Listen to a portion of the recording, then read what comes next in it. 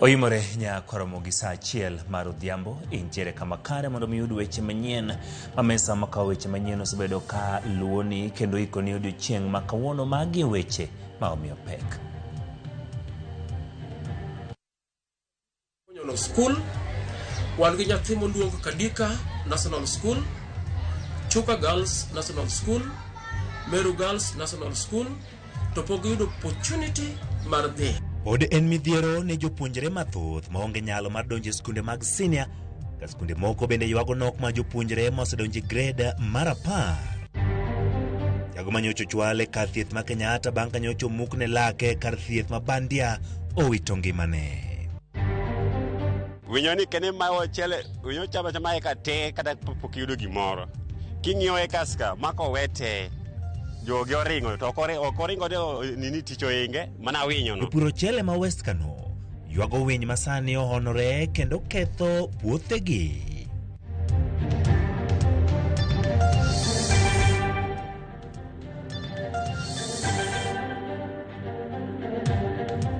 Machiegni nya koromogi laiwa duto mag tudruok gin ma oyaw kendo nyalo go kodwa mbaka.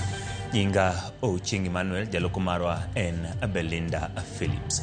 Kawachako en migawo mar somo chano toko duol mandiko jopuonj TSC mar manyo jopuonj madhi puonjo kit somo ma pok oyudnegi jopuonj kaka woodwork, metal e kind mamoko.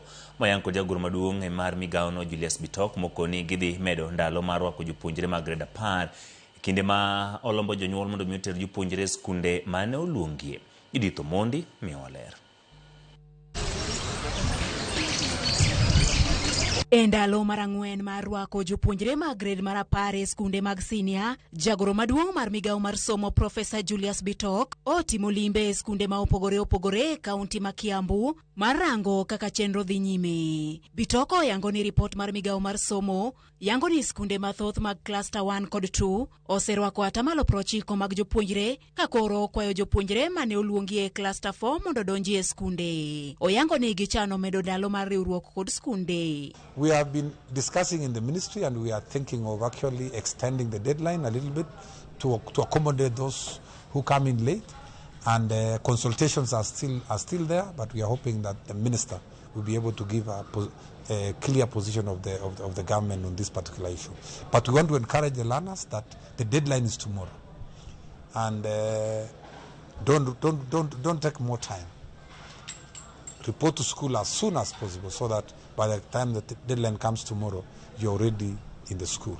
Kata kamano oseyo weche malandore ni moko kuom jopuonjre onge skunde ka okoni jopuonjre duto nyicha oketi e skunde mag senior secondary. We are telling our schools, let us get ready for our grade 10 students, let us admit, and I'm asking schools and our field officers, let us even utilize the weekends, Saturday, Sunday, to be able to ensure that we take as many of our students as possible. Our expectation is that we shall have 100% transition because we have enough spaces in grade 10 senior school to take all the learners. E weche ma otenore kod jopuonj mag kit somo moko ma onge senior secondary, Bitoko ni gisechako twak kod duol mandiko jopuonj TSC mondo many jopuonj man kod lony e kit somo kaka woodwork, metalwork kod dhok mamoko manyicha onge 844.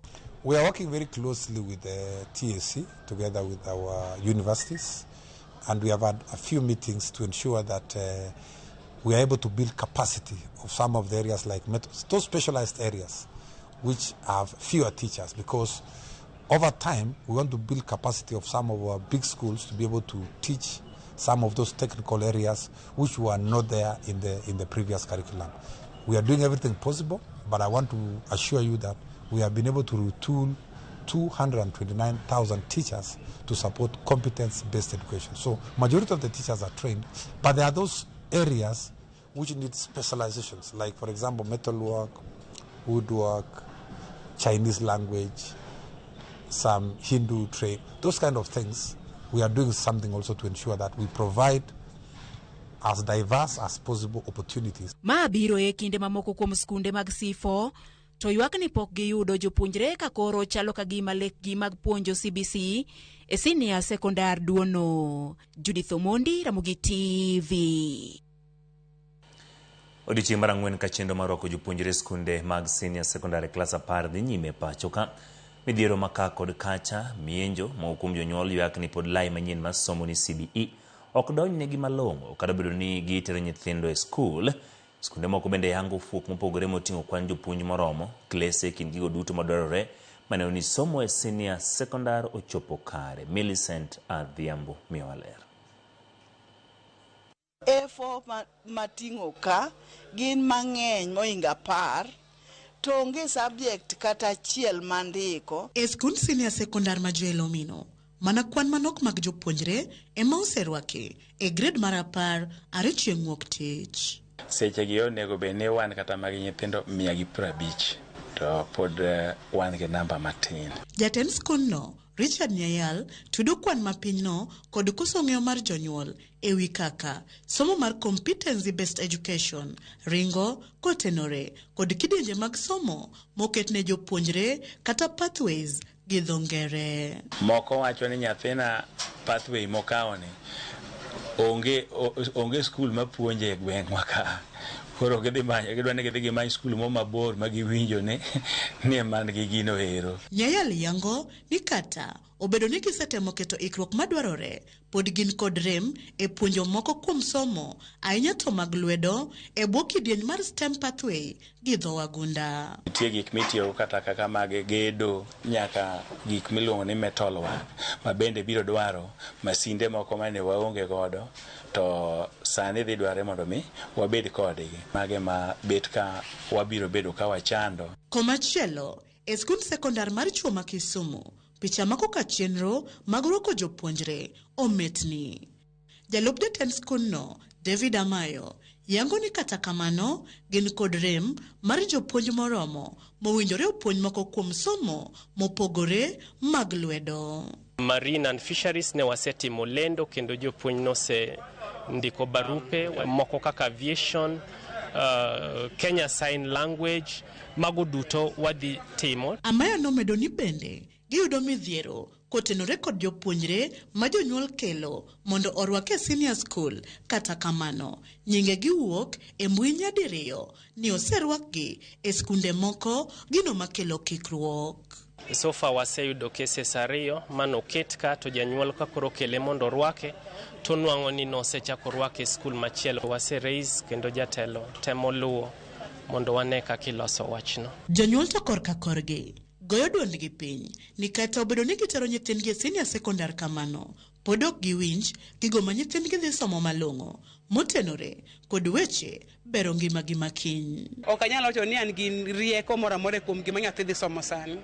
No kao pathway mar STEM koro akia kaka STEM ni gi engineering ni dhi donjo. Ka ng'ato penja ni categories adek mar somo ni en mane manyalo miyo nyathi yudo daktari kata tich moro amora to ok anyal nyiso maber. Jonyuol to kod jotend skunde koro koyo mondo omany lai mopie manyalo konyo jokanyo duto bedo e twech achiel kod lony ewi competency based education mondo lai manyien mar somo ni ochop kare. Kwayo mara na sirikali mondo giwuoko gipuonjo jonyuol mana ka gipuonjo jopuonje bende mondo ng'e kaka gidhi handle nyithindogo mondo wambe jonyuol puonjo mondo wang'e ni nyathino dhi timo STEM ni oting'o gima kama. Mamoko bende nyaka ikre kaka koro gibro luongo jonyuolgi mondo giketgi e lony mar winjo kaka somo ni bro dhi nyime. E kinde ni machendo mar rwako jopuonjre ma klas 10 e senior secondary dhi nyime e skunde mopogore,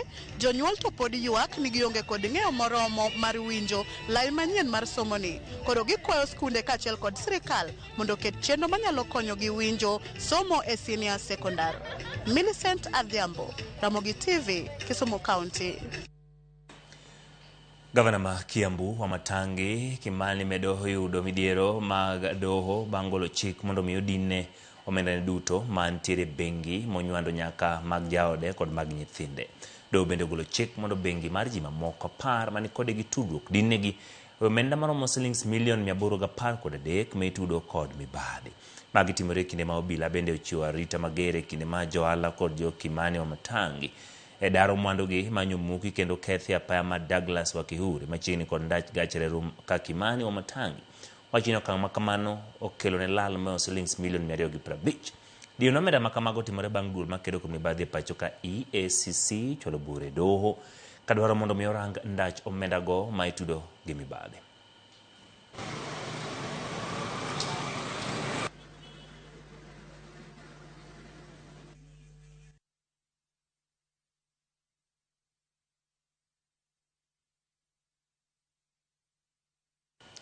Ka howere gi mago en ni jatend piny Kenya William Ruto odokne kendo siro chenro mar nyota ma piny owacho osebedo ka keyo omenda ne rowere kayango ni en yo mar jiwo kendo tego rowere e yawo gi nyuolo tije ma biro jiwo uchumi.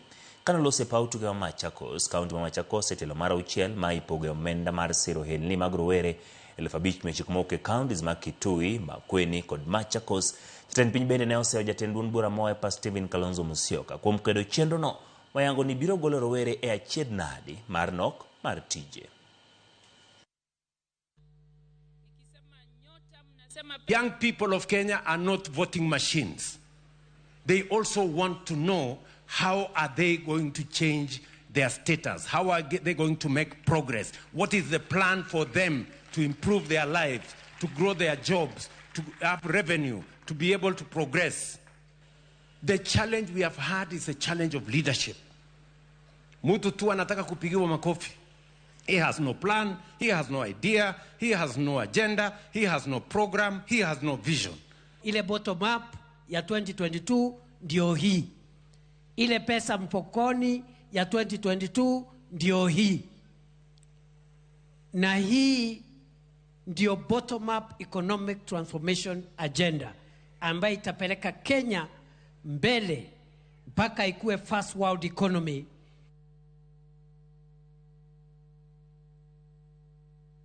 Kawere gi mago, jatend migawo mateko Opiyo Wandayi onyiso kuku ma duond bura mar ODM mondo rum mapiyo chenro mar keto winjruok e kind kod duond bura mar UDA mondo gidhi e yiero maduong' mar higa ma 2027 kanyakla. Wandayi koni rwako paro mane kuku mar ODM buo ogai margi Oburu Odinga ne chiwo ni gidhi bedo gi twak kod winjruok gi duond bura mar UDA motelo ne yiero mabiro en makare. Wacho ma ok jar bura ma Karachuonyo Adipo Kuome to koni en gi yie ni winjruok mar ODM biro timo gi UDA motelo ne yiero biro nyago lemo. Mimi naunga mkono uamuzi wa ODM kuanzisha mazungumzo baina ya ODM na chama cha UDA. Na vile vile namshukuru Mheshimiwa Rais Ruto na timu yake ya UDA kwa kukubali kuandaa mazungumzo baina ya ODM na UDA. Mimi ningependelea haya mazungumzo yafanyike haraka iwezekanavyo. Na tufikie uamuzi au pre-election coalition agreement ili wakati wa kura ujao, wakati wa kura itakapofika, wanachama wa ODM na wanachama wa UDA waende kwa uchaguzi wakiwa kitu kimoja. Ageo ni ODM biro timo winjruok maber. Obiro timo winjruok maber. Mondo wambe kaidi yiero, wadhi yiero. To president ong'eyo gik mwadwaro. Maka koro teka okom. To koro koman maudog koni maudog koni. Kapod wantiere weche mag siasa, jalar kom ten piny Kenya yiero mabiro Eliud Owalo oyango ni lek mare en mar loko ngima jo Kenya. Kotwa kod Ramogi TV makawuono ni chenro mar mbakoro mowacho ni en gi chir kendo ok odhi tiyo gi jotelo mamoko e ng'wech mare malaro kom maduong' ma pacho ka. Bende ni en odhi lando duond bura mobiro chung' godo motelo ne yiero mabiro. Ana jachir to kenda jadiera. Ka adwa tiyo gi jasiasa moro tatiyo kode. Asetiyo gi josiasa mang'eny. Ka adwa tiyo gi Ruto kwa dhi mbele tabete sirikande ni. Ya? To watiyo nyaka watieki to kenda dia support 2027. Onge tiende monda wuogi. Asetiyo gi josiasa mang'eny. 2013 natele presidential campaign mar Raila. Mana atiyo gi ni Raila, atiyo ni Kalonzo, atiyo ni Wetangula. Bang' mano awuok adhi e NC be atiyo gang'o gi Musalia Mudavadi mathin. Ya? Bang' mano awuok adhi Karuto. I was a key cog in that presidential campaign. Maruto no. Ya? Mwa tayo Ruto manyaka wadeliver himo bedango mubedo president. Ibinja asetiyo gi josiasa madongo manyalo bet president gi te. Aol Iwinja maber. Yol tiyo kodgi. Aol gitiyo gi individual politicians. Idano ti kodi koro. Adwa tiyo ni jo Kenya koro. Adwa tiyo ni jo Kenya. Oka higa mabiro ni okadhi tiyo ni ja siasa moro ni walo. Asetiyo ni ji using my brains. Using my brain. Ingeni jo Kenya gini milion 50 gi wiye. Ang'o momiyo jo siasa gi duto tete osedwaro mana tiyo gi Eliud Owalo. Ok nikech obwongo na. Awacha dier kusa wacho miriambo. An jo Kenya mudhier gi ema dwa tiyo go kadhi go mbele. Nikech ok adwa timo siasa mar retrogressive. Ni kao kabila ni manyo jatelo more kabila ni, tiriwo gi jatelo more kabila ni, kendo idhiriwo gi jatelo more kabila cha, tikwedo kabinde mamoko, nito bang' mano ko reform party kata ni form coalition. Mane makelo gimoro ni kang' kisebet gi jogi to ni udhi bete mesa kupoga no, kupogo lemo. An ok adwar kom e mesa. An adwar mesa te. Mondo mesa te ni ane kaka konyo go jo Kenya. Iyude gi party mane? Party an go wabo launch next month. Next month. Yeah. Tariki sayudo? Tariki abo wacho. Kwa sa creditire logistical issues mwa sort out. Haya, chuo koro ikore ka wadhi nyime. Jaod bura ma Suba South Karoli Omondi oyango ni ok obi chung kod duond bura mar ODM e ng'olero kom od bura ma Suba South e tielo mar ariyo yiero mar higa ma 2027. Kolose chenro mar rupiny raugi mara Mogi TV okinyi makawuono. Karoli yango ni ogai machon mar ODM Mosendra Lamolo Odinga mosebedo ka chung kode e yudo tiko mar ODM e kinde yiero to onge mar Raila koro miyo owuok e duond burano. Olero ni obiro ndiko barua mawuok e duond bura mar ODM ayanga. 2022 jakom oluonga mwabedo piny ka koro nase wuok adhi chung independent mabedo kode piny mo explain ani ichiegni koda mo kadwa ni bedo oko bed ka koro modong to kadwa donje mo winjire maduogo. An kata application fee mar 250,000 mag ODM kanoka chulo. Na nyise ni jakom aduogo to kadwa sign anything mar ODM. Kech asebedo gima usetimo na e gini. Kata joge na dala mondo adhi anyisgi na duogo dhi bedo problem. Jodala ong'eyo to na duoga humble myself. Kadonje bunge ODM nuni. Ayudo ji kanyo no biro manyien ne gitamri kata keta e committee. An oketa e committee mar sports gi speaker nekech rules wacho ni nyaka bede one committee. Ane gitamre ni ya committee. Nekech ndalogo ne giwacho ni nachung gi Mbadi mondo Mbadi obed ang'owa minority leader. Kwa timo ne Mbadi campaign mondo waket Mbadi to nok gidwar Mbadi.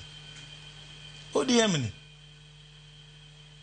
wabedo kanyo kadhi nyiso Ruto no tiek na yora lam o release funds manose moko nyaka na wuoge sirikal 10 years ago mondo kelne jo Suba lam. Ne gitemo riemba e party.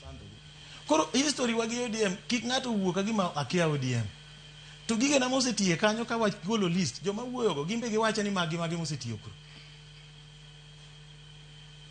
Koro weche ODM to kadwa ga chike ita. Yes.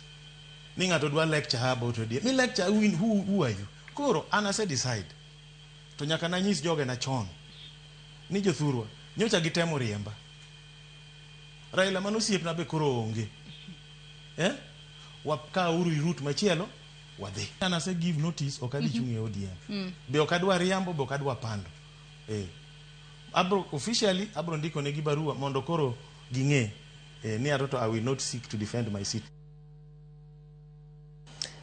Jandik duond buche John Cox Lorion Noku yango ni onge duond buche manyien mabiro ndiko tok dwe mar 10 higa ni kaluwore gi chike mapacho ka. John Cox wacho ni mano dhi miyo duond buche manyien thuolo moromo mar chuogo migepe magi mag telo, apise magi, yiero jotendgi, timo welo kaachiel gi timo ikruok ne yiero maduong'. Kaluwore gi apisi ma jandik duond buche piny Kenya ni kod duond buche 92 kendo ma duond buche manyien maromo 30 bende pod rito mondo opuodhgi seche ma duond buche 11 to osechwalo kwayo mondo mi ondikgi. There's no party that will be registered fully after October 2026. Those that would have been registered by October 2026 are the only ones that will participate in 2027 general election. Otherwise, the rest will have to wait for 2032. Well, because of timelines, we cannot. There is a period within which a party needs to prepare for election. So you cannot have parties registering when it's already have less than a year, to the general election, and there are processes that they need to do for them to prepare for election. So you cannot have the registration process running and again preparation for election running. It becomes a very difficult process. So we have to also give the parties time to reorganize themselves as they prepare for the general election. Koromogi tok report madun buche mageto ndikore to kod mosendikore pacho kaendi kod thuolo ma in go mar mondo mindik duon bura wa kao yweyowa mokuongo. Kik idhi mabor, pod wantiere kod mathoth.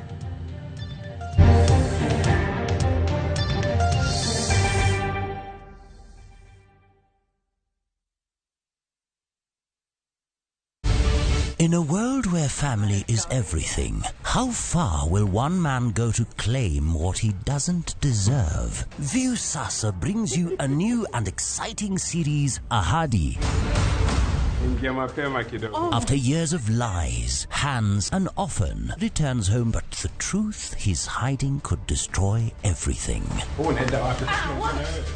Nataka ripoti ya Hans pamoja na mkewe. Will he inherit the riches or face a bitter reality? Anatokea mtu pasipojulikana, anakabizwa hii ofisi. Huu sio baba. Visit viusasa.com today and enjoy exclusive dramas.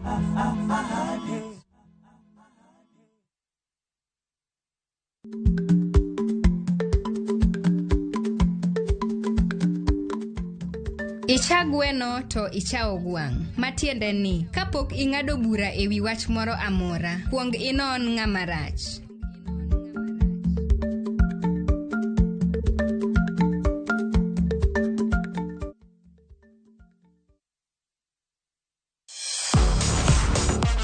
Ne thuolo mar yudo weche tuke duto nyaka mopondo.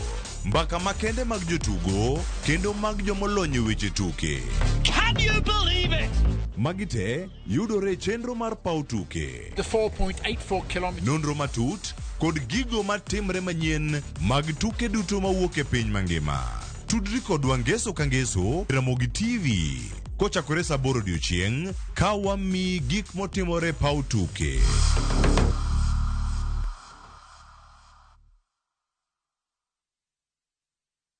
Are you a Kenya government civil servant no konaka emergency? Maybe your child is sick, rent is due, or unexpected trip came up. Usiji box kwa noma. Borrowing on MyMobi is now upgraded to a whole new level. Forget that old story of filling out forms or waiting for HR to approve your loan. MyMobi is now instant self-approval. Simply apply for your loan, enter the code sent through SMS to approve the loan, and the cash hits your M-Pesa instantly. Sasa, hakuna mambo ya payroll imefungwa. Sort noma zako anytime, any day. Whether it's a weekend, holiday, or the middle of the month, MyMobi is open 24/7. Dial *531# and get up to 20,000 shillings to sort your emergency. Repayment is easy. Pay early via M-Pesa or let it be deducted from your next payslip. The choice is yours. No paperwork, no drama. Ni wewe tu na simu yako. With MyMobi, now you're in control.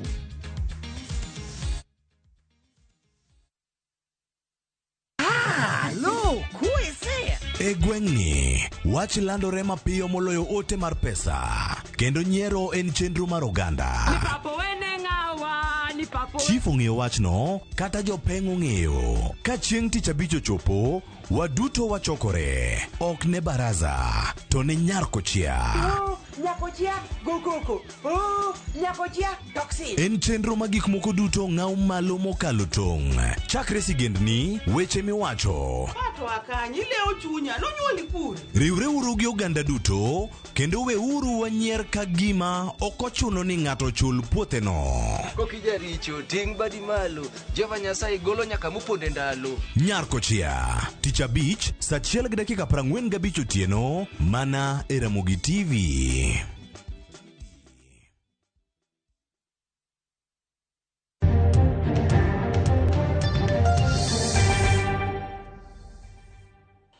Machiegni kendo luoro nitiere ni jopuonjre bura nyalo rem chopo lek margi madhi nyime kod somo ka koro kwan ma jopuonjre mapok odonjo skunde mag senior medore ewi rem bedo kod school fees. Ripota mar Simfros Okinda notwak gi jopuonjre maromo 10 ma nyaka sani pok odonjo skunde mana madhi juma achiel nyaka ne jopuonjre chak donjo e skunde.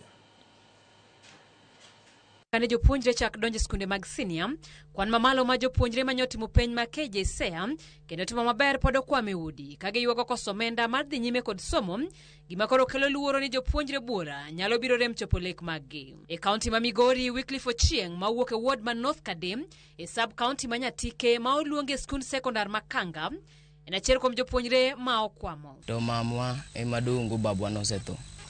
Mama onge gima nyalo timo mondo tere skul moluonga. Koro nakwayo jotelo, MCA, mbunge, kata gavana, gi ji te duto ma chunygi ler manyalo konya, ma ruoth odonjo chunygi mondo konya dhi skul.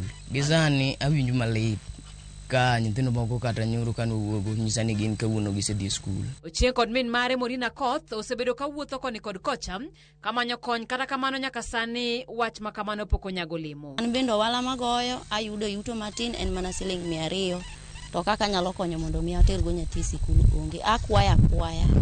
Wan gi migepe ma opogore machiwo kony, ma moko kuom gi Wycliffe osewuotho kuom gi kaachiel gi min gi.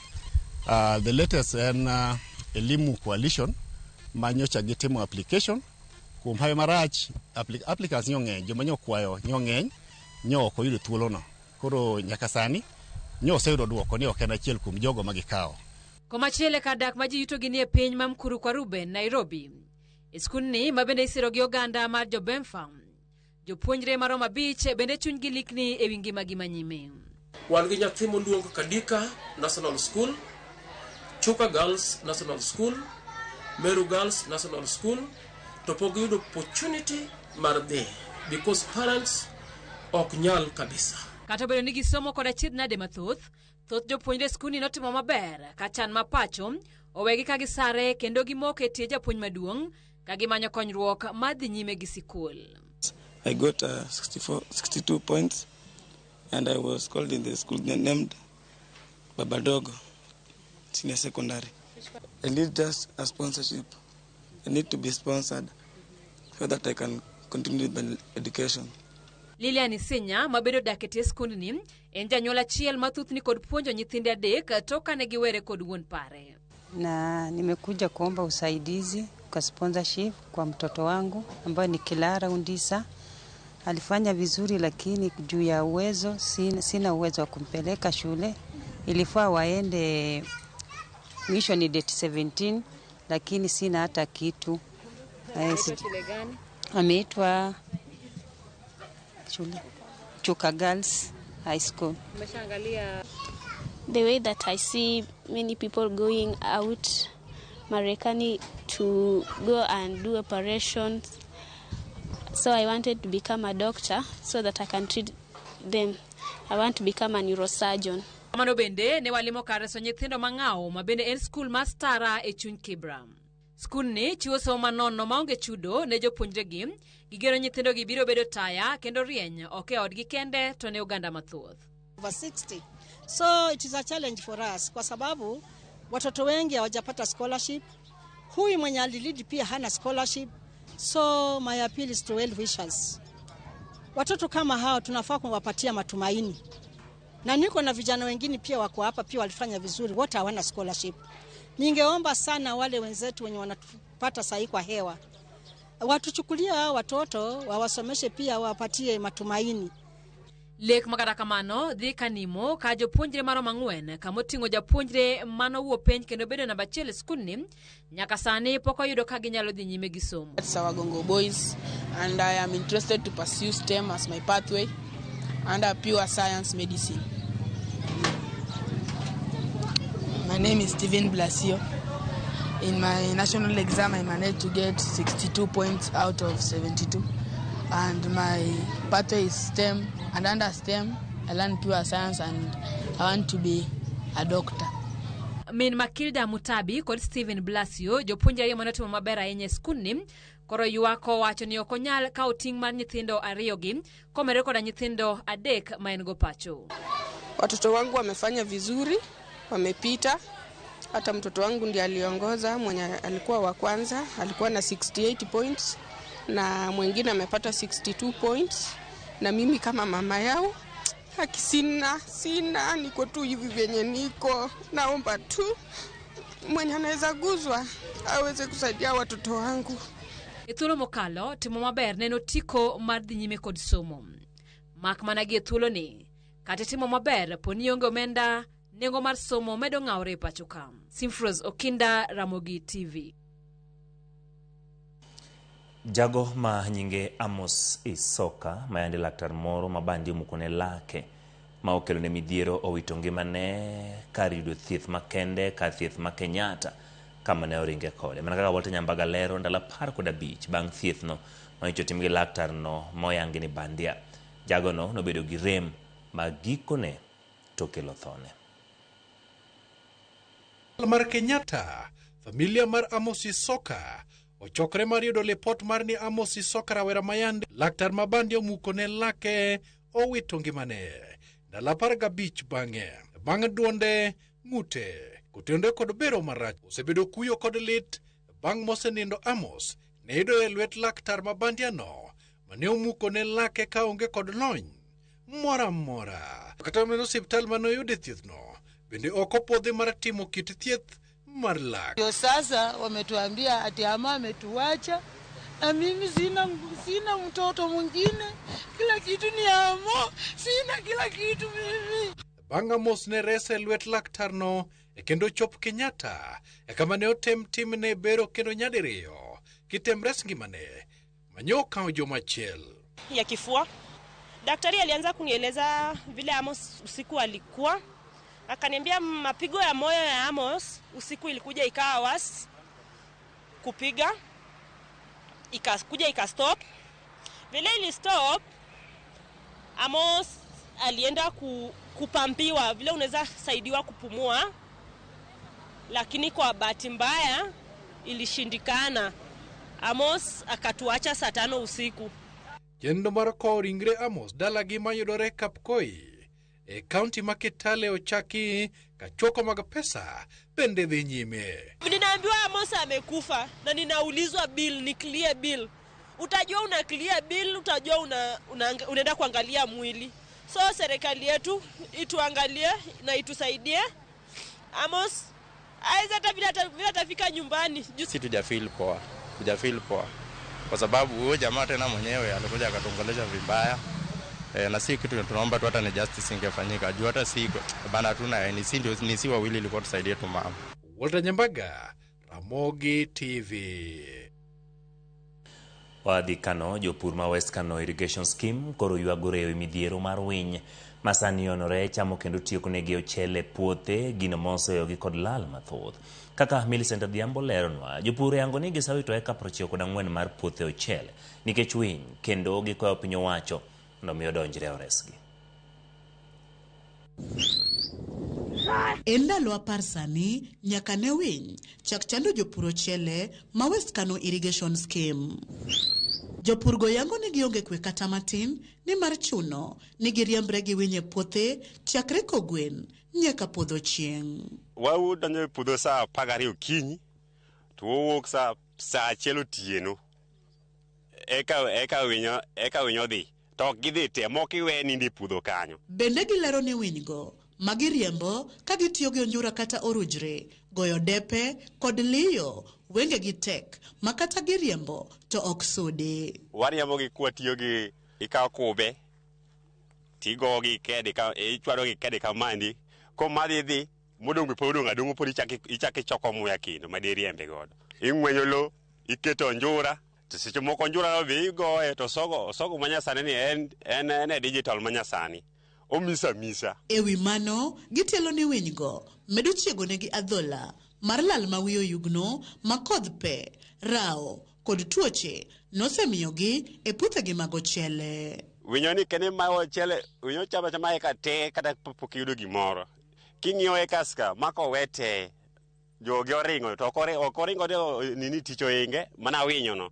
Alalo karibu 270 ikita ali eka riyo makata gimo gole onge wadok chien waonge gimara mora mwanyalo dok wade production eka dek apoteta gimanya tarajia nos 600 ayudo gimathin makok nyal chulo na kata loan ma gik ma nyakaw. Jopurgo wacho ni sani chunogi kayo ochele mapok oromo mondo giyudie gimoro matin nikech midhiero mar winy osemiyo giwito eka 94 kendo maheo puothe 30 bende gisejwang'o. Gisechegi eki nitiere jowa manyogolo mchele prematurely.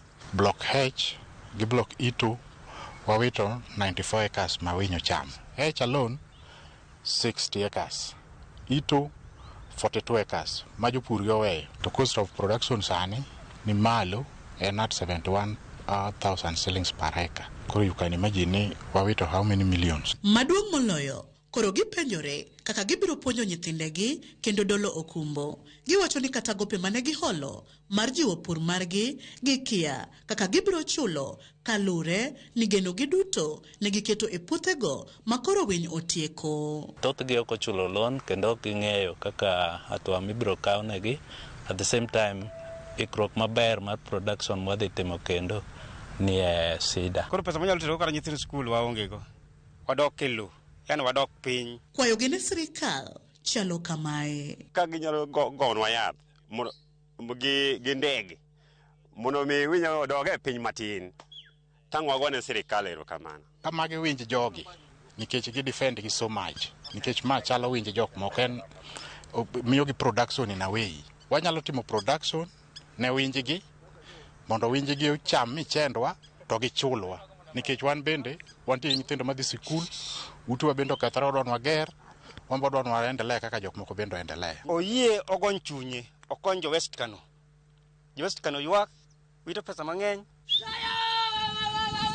Jopur ochele ma West Kano koro golo siem ne piny owacho ni kaok gikawo okang' mapiyo mar resogi e lwet winy to puothegi dong' gunda, gino madhi medo inyo ngimagi kendo duoko piny nyak mar chiemo. Millicent Adhiambo, Ramogi TV, Kisumu County. Koromo gi tok ywak mar eka mag ochele ma winyo oseketho e gwenge mag West Kano, wakaw yueyo kik dhi mboro duogo tok dakika manok.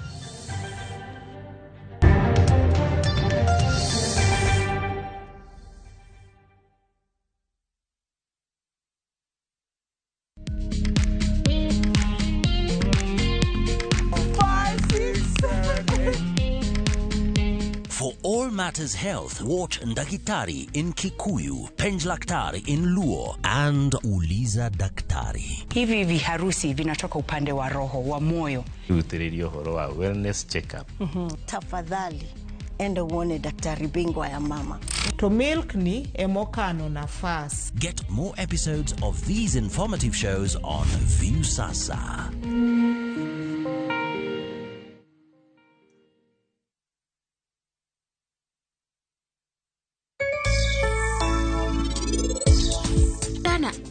Singrina, sigi madawacho ni iyok biwang koda kata gi joma ni odni.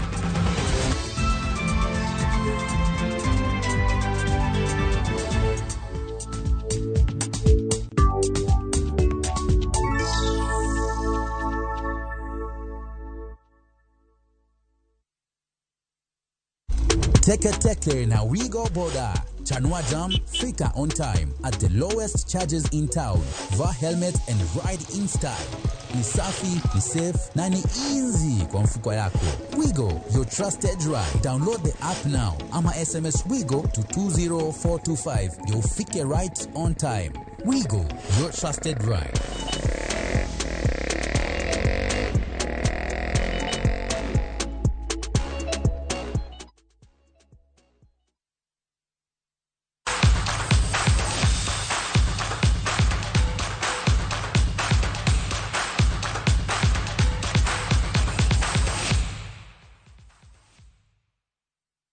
Chiegni weche mag tuke. Tim mar Kenya mar adhula korka nyidendi Harambee Starlets oyudore e grup mapek mar A e draw ma tuke laro simba mar Africa AFCON moyangi kawuono. Kenya oyudore e kidieny achiel gi Morocco, Algeria kod Senegal.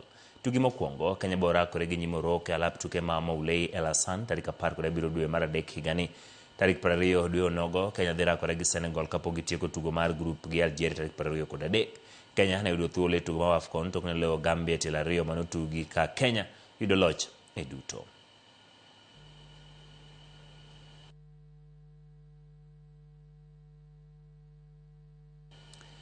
Tim voli mar KCB mawakeini ochako twegi mar Kenya Cup makare toklo A+ VC sets 3-0. KCB ne loyogi 25-9, 25-10, 25-14 kagidoloche tugo mokwongo ma A+ VC ne piemgo. Kocha mar KCB Japhet Munalo yango ni gichako makare kendo gin gi geno mane olwetgi loch kalure ni KCB e joloch mar tielo mokadho.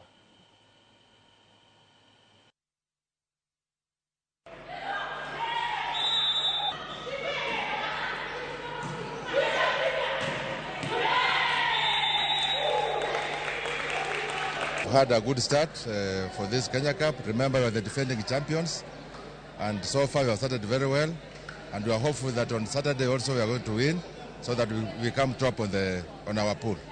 So far we are still engaging ourselves, but the way we have played today shows that we are okay to defend this championship again.